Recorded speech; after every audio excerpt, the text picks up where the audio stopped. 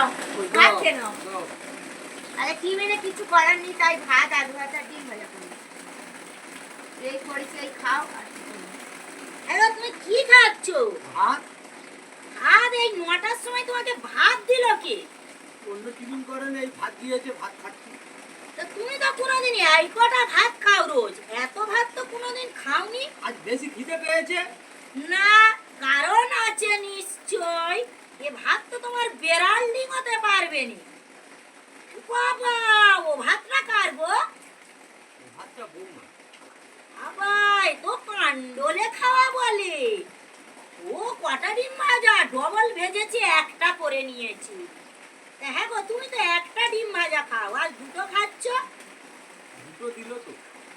ও বৌমা মন ভোলাচ্ছে না, ওই জন্য একটা গিলতে বসেছো তুমি।